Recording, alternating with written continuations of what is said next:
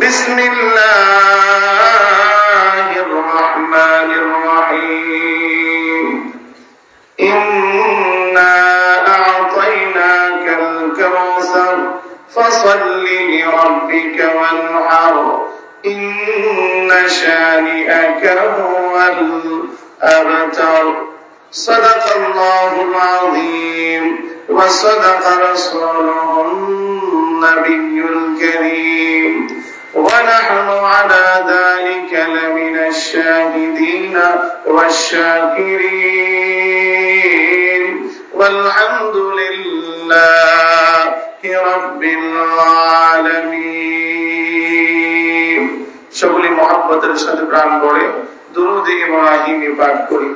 আল্লাহুম্মা সাল্লি আলা মুহাম্মাদিন ওয়া আলা আলি মুহাম্মাদ কামা সাল্লাইতা আলা ইব্রাহিম ওয়া আলা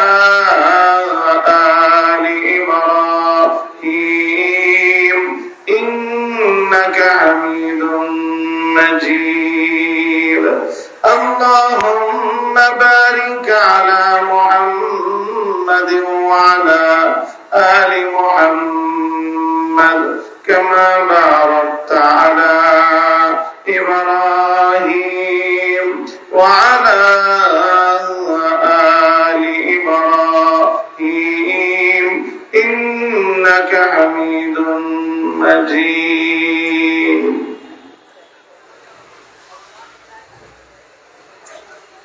আল জামিয়াতুল ইসলামিয়া ভোজপুর মাদ্রাসার কর্তৃক আয়োজিত ইসলামী মহাসম্মেলনের আমার অত্যন্ত শ্রদ্ধাভাজন সভাপতি, মঞ্চে উপবিষ্ট মুআজ্জাজ মুকাররম হযরত উলামায়ে কেরাম, সম্মানে উপবিষ্ট দ্বীনদার ঈমানদার মুসলমান ভাইয়েরা, পর্দার অন্তরালে অবস্থানরত আমার অত্যন্ত শ্রদ্ধেয় মা ও বোনেরা, মহান আল্লাহ রাব্বুল আলামিনের আলিশান দরবারে লাখো কোটি শুকর ও সুজুদ যে মহান রব্বুল আলামিন আমাকে আপনাকে অত্যন্ত মহব্বত করে ভালোবেসে বিশ্ব নবীর বাসায় জান্নাতের বাগানে আসবার বসবার তৌফিক দান করেছেন। আসুন সেই মহান আল্লাহ মহান মালিকের দরবারে অন্তরের অন্তঃস্থল থেকে কালিমাতুশ শুকর আদায় করি, সকলের জবান খুলে এক বাক্যে বলি আলহামদুলিল্লাহ। বিগত 3 বছর আগে আপনাদেরকে যে অবস্থানে রেখে গিয়েছিলাম সেই অবস্থানে আপনারা নাই। অর্থাৎ আমি আপনাদের সামনে বিগত 3 বছর আগে মনে করে দেখেন এই মঞ্চে বয়ান করেছিলাম। আমার টুপির কালার ছিল এমন করে ভিন্ন, অর্থাৎ মাথায় ছিল পাগড়ি, গায়ের জামা ছিল ভিন্ন কালারের। মনে পড়ে কিনা আপনাদের? তবে আমার মনে পড়ে আপনাদের এই জায়গায় ওই মুহূর্তে আমি যখন বয়ান করছিলাম, ঠিক যখন অগ্নিজোড়া বক্তব্যগুলো দিচ্ছিলাম, মুহতামিম সাহেব তিনি ভয়ে এখানে এসেছিল এবং এখানে অন্তত পক্ষে বলেছিল আর লাগবে না। কথা বল না কেন? আজকে আবার বলছে হুজুর আজকে যদি কম হলে হবে না। কি বলছে? আজকে বলছে যে কম হলে হবে। ওই সময় কি বলেছিল বুঝেন নাই কথাটা? ওই সময় ভয়ে এসে বলেছিল আর লাগবে না, এখন বলছে হুজুর কম হলে হবে না। তার মানে বুঝে গিয়েছি এখন আর আগের বাংলা নাই, নতুন বাংলা। কথা বলতে হবে, জোরে বলতে হবে। এখন আর আই ফেসিস নাই, বরঞ্চ এখন স্বাধীন বাংলা। জোরে কোন ঠিক কিনা? এ মাইক অপারেটর ভাই ঠিক কই রে? আয় তুই ভয় দেখব, আগে আমার লগে তোর লগে বোঝাপড়া হোক, তারপরে বয়ান। আর কই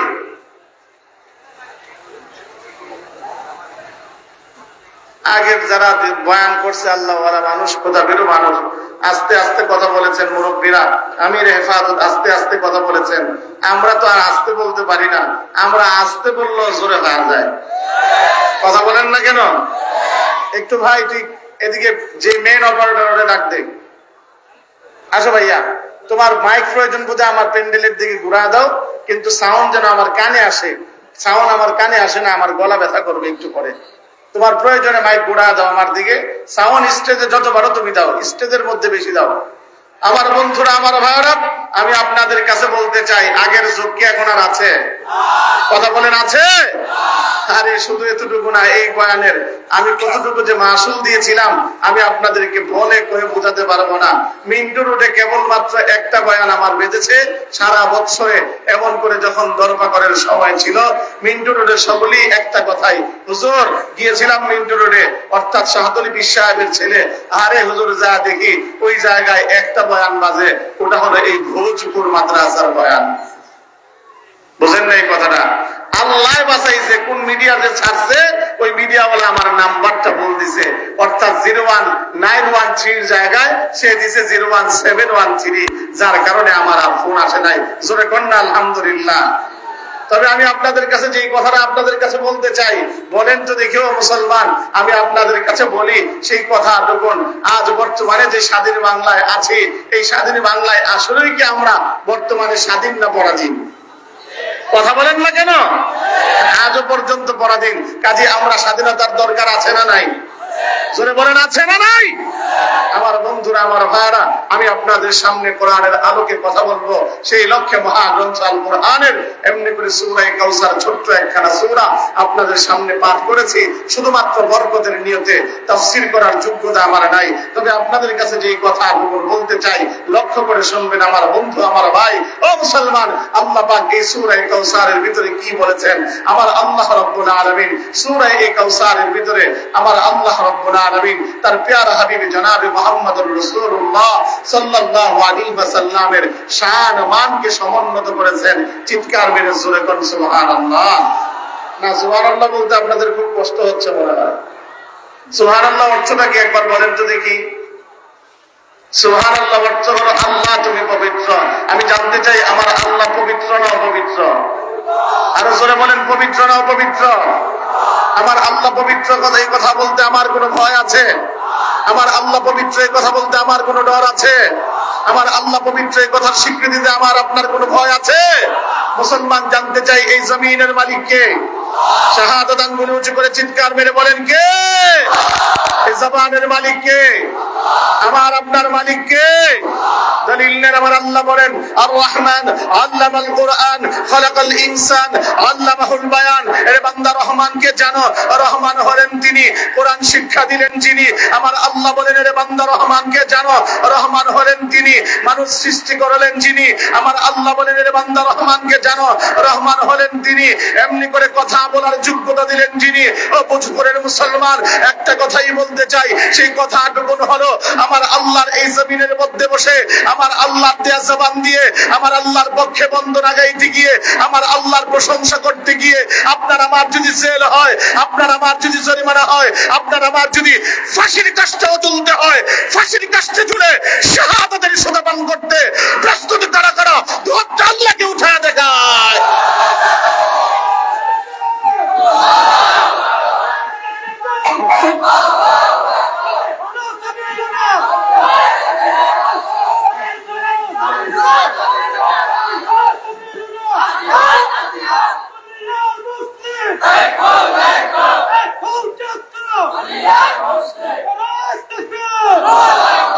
লোক বেশি সুবিধা না, এতটা না, দুই গ্রুপ করি ভালোই মনে হয়ে গেছে। যারা আবিয়াতে ওরা নামা, বিবাহিত যারা কাকারা, কাকা গ্রুপ, মুরব্বী আরে আট নামাজ কেউ উঠান না। হ্যাঁ, মুরব্বী যারা মানে বিবাহিত যারা, হ্যাঁ এবার দিয়ে হিম্মতটা কেমন, আওয়াজটা কেমন, ইমানের মনোবল কেমন, আটটা একটা জাঁকি দেন, গলাটা ক্লিয়ার করে না। তুই গিয়ে তুই আজকে আদুরান, হ্যাঁ এবার একটা জাঁকি দিয়া গলাটারে কাশি দিয়ে একটা তাকবীর দেন, নারায়ে তাকবীর।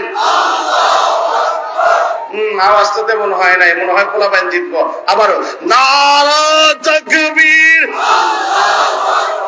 আল কোরআনের আলো। এবার আপনারা হাত নামান। এবার মুরব্বী যারা বাদ দিয়া নওজোয়ান পোলাপান গুলো উঠা। মাশাআল্লাহ, দলও বেশি, আওয়াজও হইব বেশি, আমার মনে হয় মাঠ কাঁপবে। এবার হাতটা উঠায় আবার জাকিতে দৌড়ান, গলাটাতে কাশি দেয়। এবার দেখি আওয়াজটাকে মনে হয় নারায়ে তাকবীর, নারায়ে তাকবীর। তাকবীর। এবার মুরব্বীরাও হাত উঠান ইনশাআল্লাহ, সমন্বয় একবার সমন্বয়কদের মতো আবার হাত উঠায় আবার তাকবীর দেন। নারা তাকবীর। আল কোরআনের আলো, বিশ্বের মুসলিম। আজকে মনে হয় বুঝ করে বয়ান করতে পারো না, শুধু মাইকের জ্বালায় কিছু বয়ান নাই। আল্লাহ যা কবুল করে, তবে গলা তো আজকে ফাটান যাবে না, কারণ প্রতিদিনই তো কথা বলা লাগে। আমি জানতে চাই মুসলমান জোরে চিৎকার মেরে বলবেন আল্লাহু আকবরের ধ্বনির পাওয়ার আছে না নাই? আরো জোরে বলতে হবে, আছে না নাই?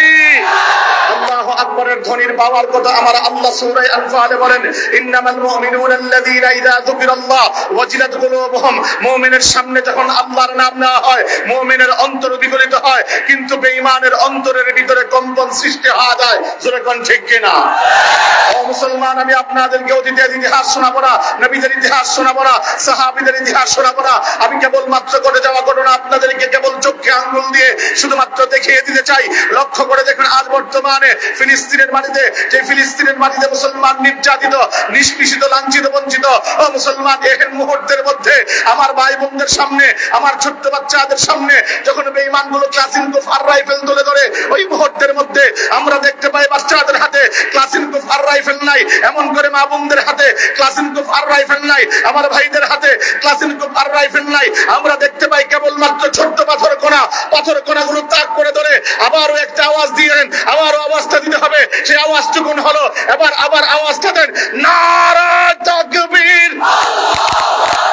যখন নাকি আমার আল্লাহর নামের ধ্বনি দেয়, আমরা দেখতে পাই বেঈমানদের হাত থেকে থরথর করে অস্ত্রগুলো পড়ে যায়। জোরে চিৎকার মেরে কোন ঠিক কিনা? আরো জোরে বলতে হবে, ঠিক কিনা? মুসলমান, আমার বন্ধু, আমার ভাই, আমি কেবলমাত্র আপনাদেরকে স্মরণ করিয়ে দিতে চাই, খোদার কসম বিশ্বাস যদি না করেন, আজ ঘরে যাবার পরে ইউটিউব, ফেসবুক, টুইটারের মধ্যে চাপ দিয়ে দেখবেন আল্লাহু আকবরের ধ্বনি। ওই মুহূর্তে এমনি করে হিজাব পরিহিত এক নারীর ছবি বসমান হবে। সেই নারীটাকে আমার পার্শ্ববর্তী রাষ্ট্র ভারতের কর্ণাটকে আমার একটা মুসলিম বোন, যার নাম হলো মুসকান বিন হুসাইন, আমার বোন যখন কলেজের মধ্যে গিয়েছিল, ওই মুহূর্তের মধ্যে আমার বোন ওই কলেজের মধ্যে যাবার পরে এমনি করে 25 থেকে 30টা হিন্দু গেরুয়া যুবক, ইসকনের সদস্য, আমার বোন চতুর্পাশে ঘেরাও করে ওই মুহূর্তের মধ্যে সঙ্গে সঙ্গে তাদের ধর্মীয় ধ্বনি জয় শ্রীরাম, জয় শ্রীরামের ধ্বনি দিচ্ছিল।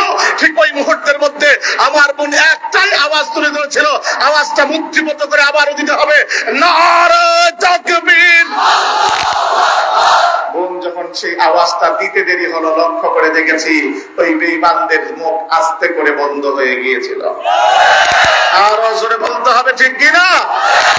মুসলমান, আমি যেই কথাটুকুন বলতে চাই সেই কথাটুকুন হলো, আরে আমার বোনকে জিজ্ঞাসা করা হলো, বোন জানতে চাই 25 থেকে 30টা যুবক তোর চতুর্পার্শ্বে দাঁড়ালো, তোর মধ্যে কি ভয় জাগে নাই? তোর মধ্যে কি আতঙ্ক বিরাজ করে নাই? বোন উত্তর করে বলেছিল, শোনো, 25 থেকে 30টা যুবক আমার চতুর্পার্শ্বে দাঁড়াবে, ওই মুহূর্তে আমার পাশে আমার বাবা নাই, আমার পাশে আমার মা নাই, আমার পাশে আমার বোন নাই, আমার পাশে আমার কোনো আত্মীয় স্বজন নাই।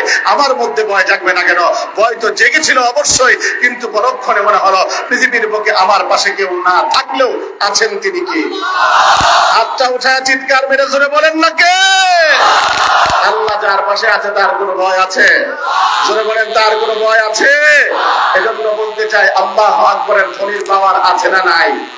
বেঈমানদের অন্তরে তো প্রকম্পিত সৃষ্টি হয়, কম্পন সৃষ্টি হয়, কিন্তু ইমানদারের অন্তরের ভিতরে এমনি করে, ইমানদারের অন্তরে এমনি করে শিথিল হয়ে যায়। আমি আপনাদের কাছে এই মুহূর্তে আল্লাহর নামের ধ্বনিটা দিব, দেওয়ার মাত্র একটা লোক বসে থাকবেন না, ইমানের পাওয়ারটা, ভলিউমটা বাড়ায়া প্রত্যেকে দাঁড়ায় যাবেন, নারা তাকবীর। মাশাআল্লাহ, দাঁড়ান না, দাঁড়ান, ইমানদার আপনারা কত প্রকারের, দাঁড়ান, মাশাআল্লাহ, দাঁড়ান। এবার সবাই সামনে আসেন, আসেন, পিছনের ভাইদেরকে বসতেন, চেপে চেপে বসেন, আসেন, মাশাআল্লাহ, ভিতরে ঢুকে যান। আরে গেট ব্লক হয়ে গেছে, আসেন, সামনে আসেন, মাশাআল্লাহ, নারে তাকবীর। আসেন সবাই, ভিতরে ঢুকে যান, মেহেরবানি করে ঢুকে যান, কেউ পিছনে বসে থাকবেন না।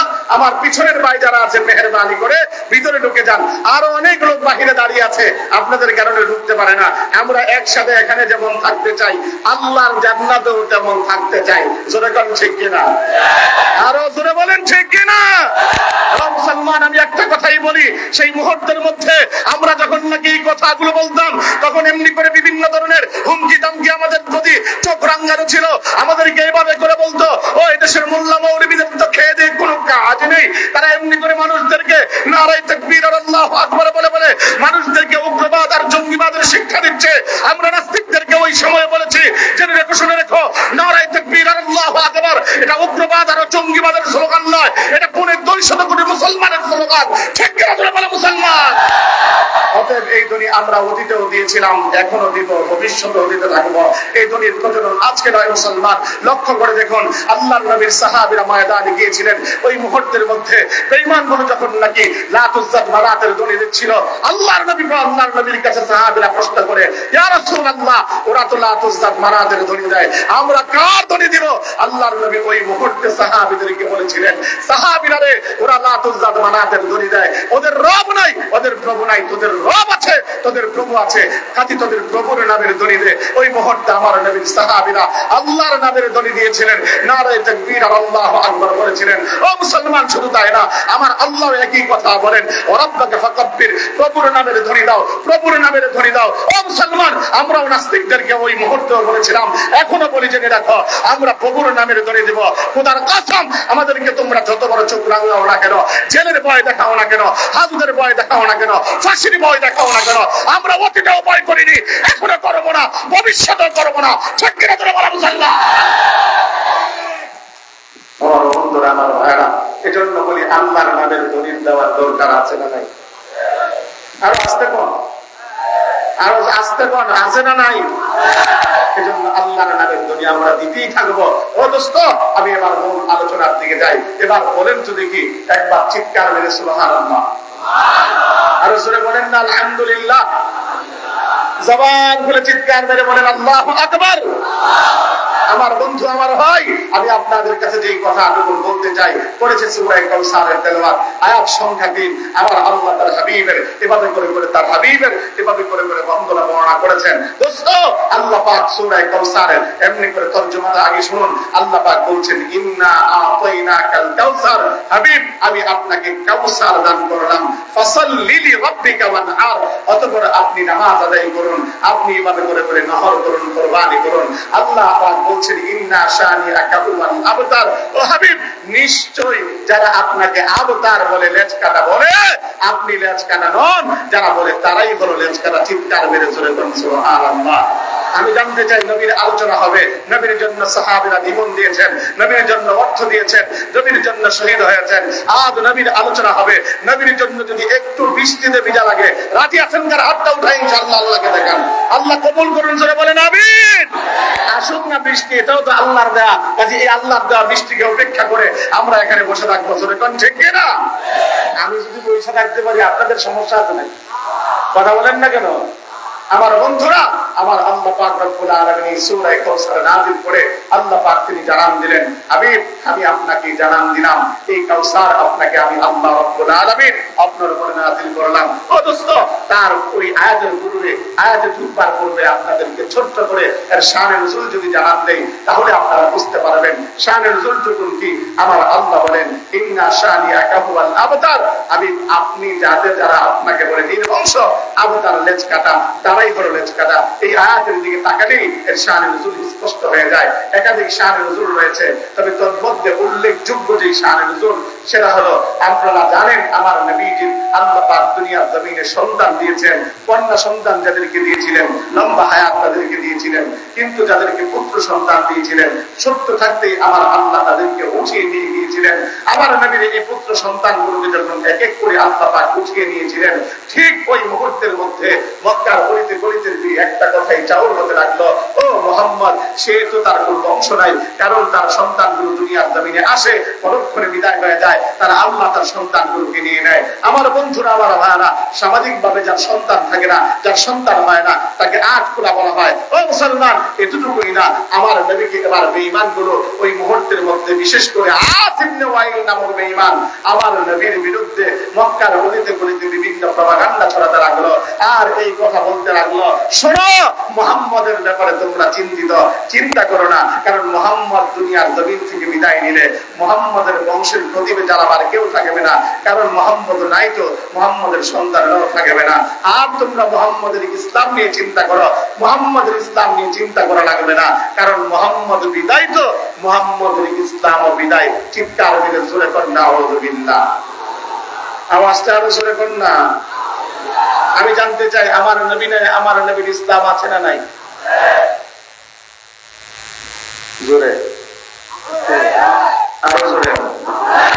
আমার নবী নাই, আমার নবীর ইসলাম আছে না নাই? আমার নবীর ইসলাম কেমন করে আছে? কারণ এই ইসলামের হেফাজতের দায়িত্ব নিয়েছেন তিনি কে? আরো জোরে বলেন না কেন?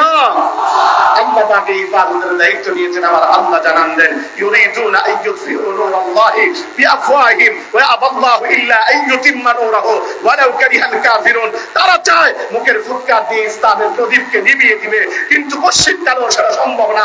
ইসলামের প্রদীপকে জ্বেলেছে আমি আল্লাহ, কারণ পৃথিবীর কেউ এটাকে নিভাতে পারবে না। আমরাও একটা কথাই বলতে চাই तमाम দুনিয়ার ইহুদি আর খ্রিস্টানদেরকে, তোমাদেরকে একটা কথা জানান দিতে চাই, শুনে রেখো, জেনে রেখো, তোমরা এমন করে ফিলিস্তিনের মাটিতে মুসলমানদেরকে নিধন করে ভেবেছো ইসলামকে মিটিয়ে দিবে। তোমরা এভাবে করে করে চেচনিয়ার মাটিতে মুসলমানদেরকে নিধন করে ভেবেছো ইসলামকে মিটিয়ে দিবে। তোমরা বসনিয়ার মাটিতে মুসলমানদেরকে নিধন করে তোমরা ভেবেছো ইসলামকে মিটিয়ে দিবে। তোমরা কাশ্মীরের মাটিতে মুসলমানদেরকে নিধন করে ভেবেছো ইসলামকে মিটিয়ে দিবে। খোদার কসম করে একটা কথাই বলতে পারি, তোমরা ভেবেছো বাংলার জমিন থেকে মুসলমানদেরকে হত্যা করে তোমরা ভেবেছো ইসলামকে মিটিয়ে দিবে। খোদার কসম করে একটা কথাই বলতে পারি, সেই কথাটুকু হলো ইসলামের দায়িত্ব নিয়েছেন আমার আল্লাহ। কাজে এই জমিন থেকে যারা ইসলামকে মিটাবার স্বপ্ন দেখবে তাদের স্বপ্ন নস্যাৎ হবে। এই জমিন থেকে তারা চলে যাবে, ইসলাম যাবে না। ঠিক কি কথা বলে মুসলমান?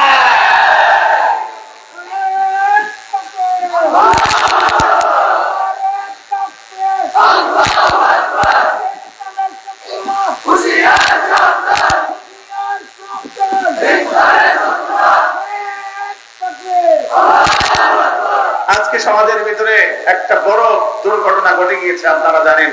আপনাদের এই চট্টগ্রাম 3 দিন আগে তরুণ এক রাষ্ট্রপক্ষের আইনজীবী, নাম তার সাইফুল ইসলাম আলিফ, তাকে ইসকনের সদস্যরা এভাবে গলা কেটে হত্যা করেছে।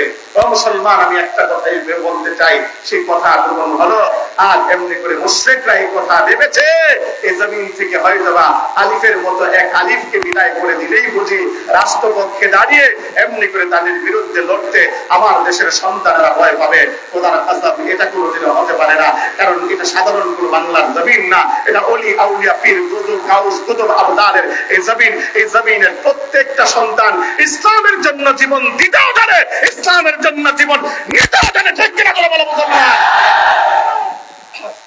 তোমরা ভেবেছো আমার এক আবরারকে হত্যা করে, আবরার সাহাবকে মেধাবী ছাত্র হত্যা করে তোমরা ভেবেছিলে এই জমিনের উপরে তোমরা প্রতিষ্ঠিত হয়ে যাবে। কিন্তু তোমাদেরকে একটা কথাই ওই মুহূর্তে আমরা বলেছিলাম, এক আবরারকে হত্যা করে জীবনের বড় মাসুল তোমাদেরকে টানতে হবে। তাই ঘটলো যে মুহূর্তে নাকি তামাম বাংলাদেশের মধ্য থেকে এই ফ্যাসিস্ট সরকারকে বিদায় করার জন্য বিরোধী দল পর্যন্ত মাথার গায়ে ফেলেছে, কিন্তু পারে নাই। যে মুহূর্তের মধ্যে আরো বিরোধী দল মিলে সবাই মিলে যখন চেষ্টা করেছিল, পারে নাই। ঠিক ওই মুহূর্তের মধ্যে আমার আল্লাহ তরুণদের মনের ভিতরে আমার আল্লাহ ইসলামের জাগরণ তুলে দিয়েছেন, দেশের মহাব্বত তুলে দিয়েছেন। ওই তরুণরা যখন নাকি 25 থেকে 30 বছরের তরুণ যুবকগুলো যখন দাঁড়িয়ে গিয়েছে সমন্বয় হয়ে এদেশের গণ অভ্যুত্থান হয়েছে, ও মুসলমান, আমার আল্লাহ পাক এমন কারিশমা দেখিয়েছেন, ওই আবরার ফাহাদের মতো যুবকগুলো, তাদের যোগ্য উত্তরসূরিগুলো ওই মুহূর্তের মধ্যে সাইদ এবং মুক্তের মতো সন্তানগুলো বুক পেতে দিয়ে এভাবে করে করে বুড়িকে বুকের মধ্যে ধারণ করে ওই মুহূর্তের মধ্যে এই দেশকে স্বাধীন করার জন্য এমন করে 2-3 দিনের সময় লাগে নাই, কেবলমাত্র 1 ঘন্টায় এই দেশের ক্ষমতাধরদেরকে বাংলা ছাড়া করেছে। ঠিক কিনা বলো মুসলমান?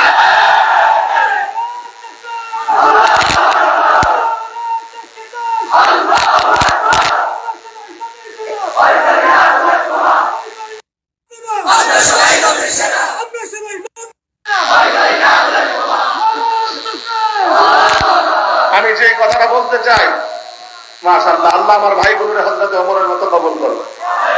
না আরো আসতে কোন আমিন? মানুষের নামে শুধু করতে মনে চায় না, আরো চিৎকার মেরে জোরে কোন আমিন? কারণ আমার এই নওজোয়ান ভাইগুলো আজ দাঁড়িয়ে দাঁড়িয়ে তাকবীর দিচ্ছে, আমার বড় ভালো লাগছে। আরে এটাই এই জন্যই প্রমাণ হয় এটা সাধারণ কোন জমিন না, এটা চট্টলার জমিন, আল্লামা আহমদ শফির জমিন, এটা জুনায়েদ বাবুনগরীর জমিন, এটা এমনি করে মুহিবুল্লাহ বাবুনগরীর জমিন, এটা মাহমুদুল হাসানের জমিন। এই জমিনের ভিতরে যারাই নাকি ইসলামকে অপপ্রচার করবে, ইসলামকে কলুষিত করার চেষ্টা করবে, এই জমিন থেকে প্রথম হুঙ্কার হবে, তামাম বাংলা অগ্নি প্রজ্বলিত হবে। ঠিক কিনা তোরা বলো মুসলমান? নারে তাকবীর, সাবিলুনা সাবিলুনা, ইসলামের শত্রুরা হুঁশিয়ার সাবধান, এক এক অ্যাকশন, ইসকনের বিরুদ্ধে, হিন্দুত্ববাদের বিরুদ্ধে,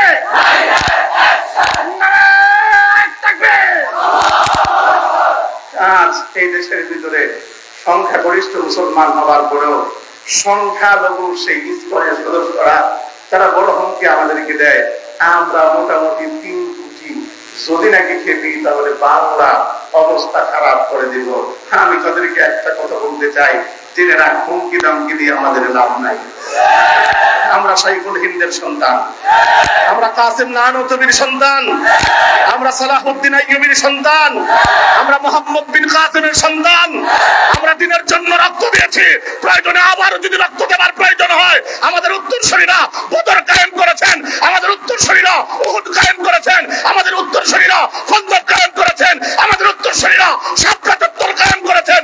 খোদার কসম, দিনের জন্য যদি আবার সাবকা চত্বর প্রয়োজন হয় আবারও যাব, বুকের চাঁদে রক্ত দিব, পিছনে হব না। ঠিক কিনা তোমরা বলো মুসলমান?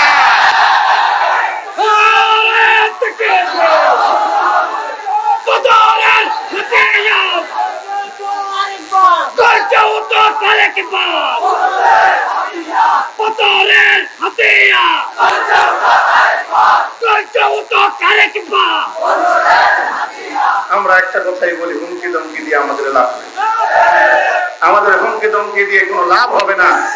কারণ আমি তোদেরকে একটা কথাই বলি, আমার এই ভাইকে আজ শহীদ করে তোরা এই কথা প্রমাণ করেছিস। এই উপমহাদেশের মধ্যে যখন নাকি আবার এমনি করে হক্কানি উলামায়ে কেরাম এবং মুসলমানদের রক্ত ঝরেছিল, ওই মুহূর্তের মধ্যে ব্রিটিশ এভাবে করে এই উপমহাদেশ থেকে লেজ গুটাতে পালাতে বাধ্য হয়েছিল। এমনি করে বিশেষ করে দারুল উলুম দেওবন্দের সন্তানদের যখন আফগানিস্তানে এভাবে করে করে ওই মুহূর্তের মধ্যে রক্ত ঝরেছিল, ঠিক ওই মুহূর্তের মধ্যে ওই জায়গা থেকে এমনি করে রাশিয়ার ওরা পালাতে বাধ্য হয়েছিল। শুধু এতটুকু না, ইরাকের জমিনে যখন নাকি মুসলমানদের রক্ত ঝরেছিল, ঠিক ওই মুহূর্তের মধ্যে আমেরিকার ওই লাল কুর্তা বাহিনীগুলো ওই দেশ থেকে পালাতে বাধ্য হয়েছিল। আমরাও তোদেরকে একটা কথা জানান দেই, আমার ভাই এক আলিফের রক্ত যেহেতু ঝরেছে, খোদার কসম এই কথাটুকুন তোদেরকে জানান দেই, এই জমিন মুসলমানদের ছিল, মুসলমানদের থাকবে, মুসলমানেরা আবার পুরো শক্তি দেখাবে। ঠিক মাত্র বলো মুসলমান। এই জন্য আমি তোদেরকে একটা কথা বলি, এই দেশের ভিতরে আমাদেরকে হুমকি দামকি দিয়ে লাভ নাই। আমি তোদেরকে একটা কথাই বলতে চাই, এই দেশের ভিতরে তোরা থাকবি, থাক, আমাদের কোনো সমস্যা নাই, কিন্তু বিশৃঙ্খলা করবি, খোদার কসম একটারও ছাড় দেওয়া হবে না। ইতিপূর্বে ছাড় দিয়েছিলাম 5ই আগস্টের মধ্যে, দাদা বাবুদের ওই সৈন্যগুলো যখন বাংলার জমিনে ছিল, আমরা ওই রাত্রিবেলা দেখেছি, ওই মুহূর্তের মধ্যে বর্ডার ক্রস করে পার হয়েছি। আমরা তোদেরকে জানান দিতে যাই, শুনে রাখ, ওই বাংলার নাই, এখন যদি বর্তমানে আমাদের সাথে রাখতে আছিস, খোদার কসম ওই মুহূর্তে তো পালাবার মতো সময় দিয়েছিলাম, এখন পালাবার সময়টা হবে না। এখন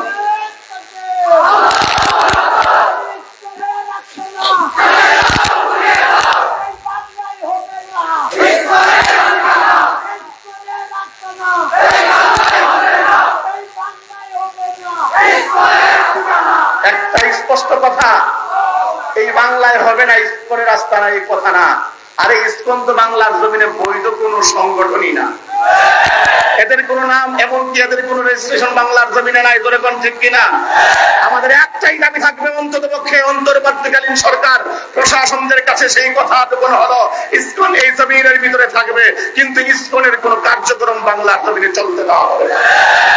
যদি চলতে দেওয়া হয় তাহলে এই কথাটুকু জানান দেই, স্পষ্ট বাবা এই কথাগুলো শুনে নেন, কানের মধ্যে তেল দিয়ে ভালোভাবে কথাটা জেনে নেন। সেই কথাটুকু হলো, যদি এর কারণে কোনো সংঘাত হয়, আমার ভাই আলিফের এমনি করে রক্তের বদলাতে কোন তাওহীদি জনতা যদি এভাবে অগ্রে চলে যায়, খোদার কসম করে বলে এই দায়বদ্ধতা আমার আপনার উপরে পড়বে না। তুমি কোন ঠিক কিনা? এজন্য বলি, এদের কোন কার্যক্রম বাংলার জমিনে দিবেন না। তার কারণটুকু হলো বিশৃঙ্খলা হওয়ার সম্ভাবনা আছে। তুমি কোন ঠিক কিনা? আমার বন্ধুরা, আমার ভাইরা, আমি যে কথাটুকু বলতে চাই, আমার নবীর ইসলাম আছে না নাই? আওয়াজ আসতে হলে কিন্তু হুজুর আছে, আমি দোয়া করে দেবো, আমি তুলে দেবো, হুজুর দিয়া দেবো। চলবে? চলবে? 5 মিনিট কথা কয় না, লাশ বানানোর মধ্যে আপনারা আওয়াজ দিয়া বলেন ইসলাম আছে না নাই? জোরে বলেন আছে না নাই? ও যখন বলছিল আসিফ নওয়াইল আমার নবীকে এভাবে শুনিয়ে শুনিয়ে মুহাম্মদুল ইসলাম থাকবে না, মুহাম্মদের নাম নিশানাও থাকবে না, নবীজি এবার তো বড় ব্যথায় কাতর, ঘরের ভিতরে ঢুকতে ঢুকতে কান্না করেন। ঠিক ওই মুহূর্তের মধ্যে আমার নবীর নাম নিশানাও নাকি থাকবে না। ওই মুহূর্তের মধ্যে আমার আল্লাহ জানাবেন, হাবিব নাম নিশানা এটা থাকবে না, এটা বরঞ্চ কথা না।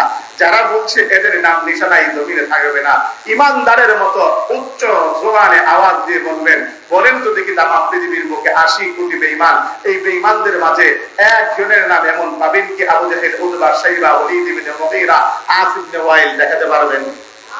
কথা বলেন। কিন্তু আমি চ্যালেঞ্জ করে কথা বলবো, 250 মুসলমান তাদের প্রত্যেকের নাম যদি জিজ্ঞাসা করা হয়, নাম কি বলবে? মোহাম্মদ আবদুল্লাহ। নাম কি বলা হয়? মোহাম্মদ রাহাত। নাম কি বলবে? মোহাম্মদ আব্দুর রহমান। তামাম পৃথিবীর সমস্ত মুসলমান আমার নবীর নাম রাখবে। এজন্যই বলি, আমার নবীর নাম আছে না নাই? বলেন আছে না নাই? আমার আল্লাহ বলেন, হাবিব ওয়ারফা'না লাকা যিকরাক, আপনার নামকে আমি আল্লাহ সমুন্নত করে দিলাম। কেমন সমুন্নত করলাম? এটা দোস্ত একবারে দিলের কান লাগায় শুনেন। আমার আল্লাহ জানালেন, হাবিব তামাম পৃথিবীর বুকে এমন অবস্থায় 24টা ঘন্টা এমনি করে আযানের ধ্বনি হবে। আযানের ওই ধ্বনির ভিতরে আল্লাহু আকবার, আল্লাহু আকবার, আশহাদু আল্লা ইলাহা ইল্লাল্লাহ, আশহাদু আল্লা ইলাহা ইল্লাল্লাহ, আশহাদু আন্না মুহাম্মাদুর রাসূলুল্লাহ, আশহাদু আন্না মুহাম্মাদুর রাসূলুল্লাহ। হাবিব জেনে রেখেন, তামাম দুনিয়ায় যখন প্রতি সেকেন্ডে আযানের ধ্বনি আমি আল্লাহর নাম ধ্বনি হবে, সেটাই আপনি মুহাম্মাদুর রাসূলুল্লাহর নামের ধ্বনি হবে। চিৎকার মেরে জোরে কন্যা সুবহানাল্লাহ। আমার বন্ধুরা, আমার ভাইরা, আমার আল্লাহ জানালেন, হাবিব আপনার নামকে আমি কেমন সমুন্নত করলাম জানেন না? এই তামাম পৃথিবীর বুকে যেটাই আমি আল্লাহ, সেটাই আপনি মুহাম্মদ নবী। জোরে কন্যা সুবহানাল্লাহ।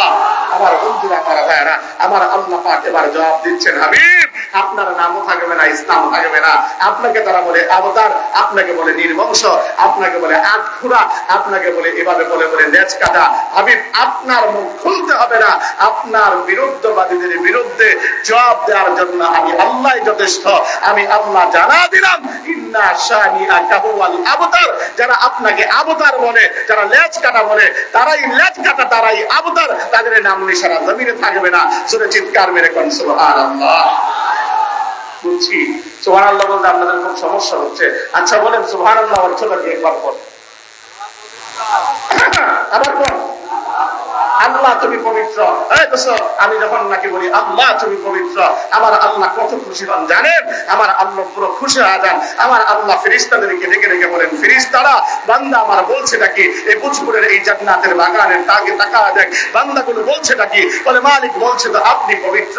আমার আল্লাহ এবার ডেকে ডেকে বলেন, ফেরেশতারা আমার এই বান্দাগুলো আমার পবিত্রতার ঘোষণা করছে। আরে আমি তো এমনি অটোমেটিক পবিত্র, আমার তো গুনাহ নাই, আমার তো গুনাহের কোনো ময়লা নাই, কিন্তু যে বান্দাগুলো বলছে আমি পবিত্র, হায় হায় তাদের তো গুনাহ আছে, গুনাহের ময়লা আছে। জেনে রাখ, শুনে রাখ, যারা জবানকে করে কষ্ট করে বলছে সুবহানাল্লাহ, মানে আমি আল্লাহ পবিত্র, আমি আল্লাহ তাদের ব্যাপারে ঘোষণা দিলাম, আমি আল্লাহ তাদেরকে গুনাহের ময়লা থেকে পবিত্র বানায় দিলাম। আরো জোরে বলেন না সুবহানাল্লাহ। দোস্ত আজ বলতে চান না সুবহানাল্লাহ, আলহামদুলিল্লাহ, আল্লাহু আকবার, কেন বলবেন না? বলেন না হায় হায় আমার মালিক তো বলেন বান্দা জেনে রেখো, শুনে রেখো, তুমি যদি আমার নাম নাও আমিও তো তোমার নাম নেই, তুমি যদি আমাকে স্মরণ করো আমিও তো তোমাকে স্মরণ করি। আমার মালিক এভাবে করে বলেন ফাযকুরুনি আযকুরুকুম ওয়াশকুরুলি ওয়ালা তাকফুরুন ফাযকুরুনি আই বিসসালাতি ওয়াত তাসবিহ। বান্দা তুমি আমাকে স্মরণ করো নামাজের মাধ্যমে, তুমি আমাকে স্মরণ করো তাসবিহাতের মাধ্যমে। আযকুরুকুম, বান্দা আমি আল্লাহ তোমাকে স্মরণ করব। এটা দোস্ত তুমি জানো না আমার মালিকের স্মরণের ধরনটা কেমন? আমার মালিক জানান দেন মান যাকারানি নাফসি। হায় হায় এই আয়াতের ব্যাখ্যায় আল্লামা জালালউদ্দিন সুয়ুতী রাহমাতুল্লাহি আলাইহি একখানা হাদিস এনেছেন, হাদিসে কুদসি কথা আমার আল্লাহ বের করেছেন আমার রাসূলের জবান দিয়ে। বড় চমৎকার কথা আমার আল্লাহ জানান দেন মান যাকারানি নাফসি যাকারতুহু ফি নাফসি। আমার কোন একটা বান্দা যদি আমি মালিককে স্মরণ করে একাকী অবস্থায় আমি মালিকতারে স্মরণ করি একাকী অবস্থায়, চিৎকার মেরে জোরে কন্যা সুবহানাল্লাহ। আমার তরুণ যুবক আমি তোদেরকে বলি বন্ধু, আজ আমার মালিককে তুমি স্মরণ করতে চাও না, আমার মালিকের নাম তুমি দিতে চাও না, দুনিয়ার নায়ক নায়িকা, দুনিয়ার গায়ক গায়িকা, দুনিয়ার সেলিব্রিটিদের পিছনে আজ তুমি পাগল। আমি দোস্ত তোমারে বলা যায় বন্ধু তুমি জানো না রে বন্ধু, তুমি জানো না এই দুনিয়ার জমিনে আমার মালিককে কেবলমাত্র এই জানের হালতে তুমি একবার যদি ডাক দাও আমার মালিক কত খুশি হয় তুমি জানো না। আমার মালিক তোমার লাগে একবার নয় দুইবার নয়, আমার মালিক তোমার লাগে 70 বার সারা দেন। জোরে কন্যা সুবহানাল্লাহ। আয় নওজোয়ান আমার তরুণ যুবক আমি তোদেরকে বলি বন্ধু একবার তো খেয়াল কর, আর দুনিয়ার নায়কের জন্য পাগল হয়েছ, দুনিয়ার নায়িকার জন্য পাগল হয়েছ, দুনিয়ার নেতার জন্য পাগল হইলা, কিন্তু জেনে রেখো এই নেতা নায়ক নায়িকা এভাবে করে করে আজ তারা যখন স্বার্থের টানে পড়ে তোমাকে ভুলে যাবে। আরে তুমি টাকা দেখো না, আজ বর্তমানে বাংলাদেশ যাকে তোমরা মাথার উপরে উঠিয়েছিলে ক্রিকেটের এক উজ্জ্বল নক্ষত্র, নাম তার সাকিব আল হাসান। কথা কও না কেন? এতদিন সাকিব আল হাসান বলতাম, আমি বলি এখন আর সাকিব আল হাসান না, ওর নাম হলো সাকিব আল হাসান। কথা বলো না কেন?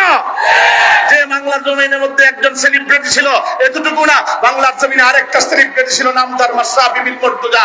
খেয়াল করে দেখো যখন কোন অভ্যুত্থান হয়েছিল যে মুহূর্তের মধ্যে তার সমবয়স্ক এমনকি তার ছোট ছোট ভাইগুলো ময়দানে গিয়ে এভাবে করে রক্তাক্ত গুলি খাচ্ছিল, আবু সাইদের মতো সন্তানরা মুগ্ধরা এভাবে করে করে জীবন বিলিয়ে দিচ্ছিল, ওই মুহূর্তের দেশের ক্লান্তি নগরে ওই মুহূর্তের মধ্যে যাদেরকে আমরা পাই নাই আমরা খোদার কসম তাদেরকে বাংলার জমিনে সেলিব্রিটি মানতে চাই না। তোমরা ঠিক কিনা বলো? সেলিব্রিটি কারা? আমি তোমাদেরকে ছোট্ট করে বলি, সেলিব্রিটি হলো আবার এই ভোজপুরের সন্তানেরা। সেলিব্রিটি কারা? তারা হলো হাটহাজারীর সন্তানেরা। কথা বলো না কেন? সেলিব্রিটি কারা? আমি বলতে চাই পটিয়ার সন্তানেরা। সেলিব্রিটি কারা? সেলিব্রিটি হলো নারুপুরের সন্তানেরা, সেলিব্রিটি হলো সেই ফরিদাবাদের সন্তানেরা।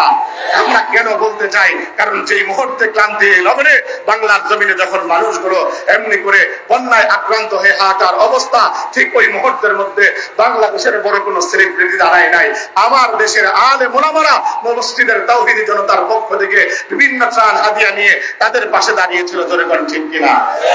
আমাদের সন্তান আহমদুল্লাহ সাহেব সে আস-সুন্নাহ ফাউন্ডেশন থেকে বড় বড় এমনি করে এতিম গরিব অসহায়দের পাশে দাঁড়িয়েছিল। শুধু তাই না, এই দেশের অসংখ্য পরিবারকে এভাবে করে তিনারা সহায়তা করেছে। শুধু এতটুকু না, আমাদের এমনি করে নানপুর হযরতের আল মানাহিল সেই সংস্থা সেভাবে করে পাশে দাঁড়িয়েছিল। আমি বলি সেলিব্রিটি মূলত তারা। জোরে বলেন ঠিক কিনা? আমার বন্ধুরা আমার ভাইরা, সেলিব্রিটি কারা বাংলার জমিনে তোমাদেরকে বুঝিয়ে দিতে চাই।